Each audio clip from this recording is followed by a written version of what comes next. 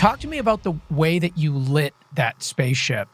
I mean, basically everything must have been, there was really no space to put any lights. It seems like everything was kind of, practicals, for lack of a better word, but kind of in the set. I was, the whole time I'm thinking to myself, this set is so small. They must be pulling walls away or something to make this work. So I'd love to know just kind of your approach to lighting this set. Yes, a very good question. Right, so first of all, the idea was to light it mostly with practicals right off the top. So at a very, very early stage where we in connection with the design of this ship, and we had asked our wonderful production designer, Marco Bittner-Rossa, to give us many areas where we can put lights. And I said, I want to have lots of areas where I can light from below. Because that was one thought. That's just one element. The reason why I said, let's not only have lights from the top or lights where there's a work area and there's a reading light or something like that. Yeah. Let's have lights from below as well. The idea behind that was, in space, there is no up and down. There's no left and right. There's everywhere is everywhere. And you can't tell whether this thing is flying upside down. We'll get to that spinning thing that Buzz Aldrin had invented in a moment. But basically, these things, the people inside the ship are standing upside down once every minute. They don't notice it because they are being pulled by artificial gravity. They are being pulled to the outside. But they could notice when they look outside and they see the sun is actually spinning at 1 or 2 RPM, somewhere there, relatively slow. So 36,000 LEDs on 600 channels lit the spaceship. And our genius gaffer, Uwe Greiner from Munich, at a very early stage, he was putting the pressure onto me. And he said, you must decide, and where do you want to put them? And because I have to order them. And I found a source somewhere directly in China, and they will cost us only 50% of what we have to pay over here. But we have to order today, otherwise they won't be here in time, And then we had... I love that these issues plague even like big budget project. It's so funny to me when it's like something so silly as just like shipping times you have to worry about. Right. Yeah, absolutely. He says he has he's emailed that company in China, and they say they need at least 4 weeks. And he said, in my experience, when they say 4 weeks, it's rather 6, but we can get lucky. But if it is beyond 6 weeks, we are screwed, because we need these lights and we need a week to put them in there with a crew of 4 electricians. And it was amazing. And so, in prep, the last couple of days before we started shooting, I went to the studio and went onto stage. And while we were in the upstairs, in the offices, and went through all kinds of things that one goes through in preparing a movie like this, office work. And Joe and I were sitting over shot lists and things like that.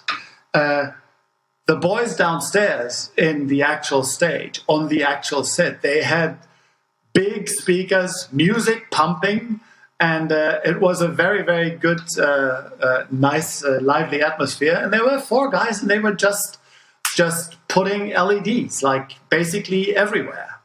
So that in the end, Uwe, my gaffer, could stand next to me with one of these things, an iPad, and he was able to control only sections on the iPad because there were too many channels on the board. But, we were shooting in whatever this or that section of the ship.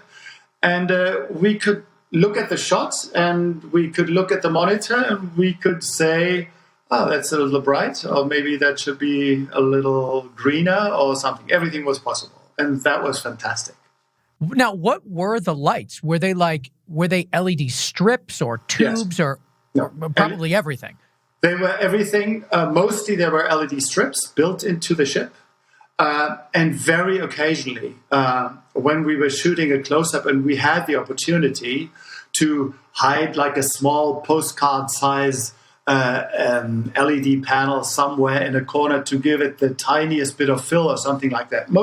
We very rarely used that, but sometimes we did, and it was mostly used in the lighting situations that were a little bit more extreme, a little bit more critical, because we did this thing, and it's in the story. Anna mentions it very briefly to this character Michael, our stowaway, when she guides him through the ship, and she tells him it's a little bit like a throwaway information.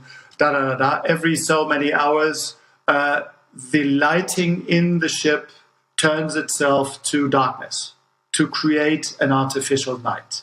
And that is something that they do on these ships, because we as human beings are, just like plants and everything else, are used to the sun rising in the morning, being daylight during the day, and getting dark at night. And so they do that on these ships in order to keep the mental health up.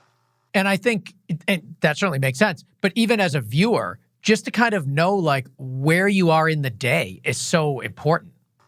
Yeah, totally. So you're mixing all these types of LEDs, and you're getting them from sources just kind of all over the place. Did you have like flicker issues or color issues? There must have been some problems just in getting the same exact color quality out of all of these various LED sources. Yes. Well, we, first of all, Uwe made sure that at least with the strips that we used, our CRIs were above 90. In other words, we had the truest to sunlight quality LEDs that you could get. That's important. Otherwise, you get like greens or yellows or something like that out of control. That is not good.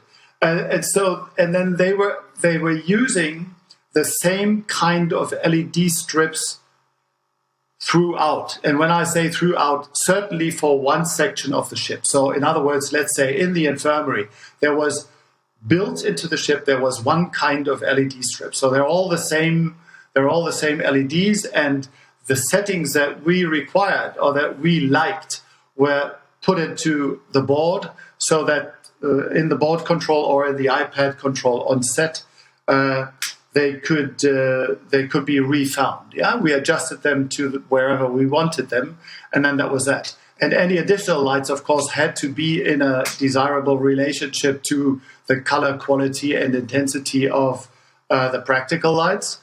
And we had very few like skylight type holes in the ceiling, which we rarely used, because it's not like a Winnebago, yeah, where you have a window up top that gives you daylight. Sure. So it was majorly really these strips, and like I said, very occasionally a small matte or a small LED that we were either hand holding or just put somewhere.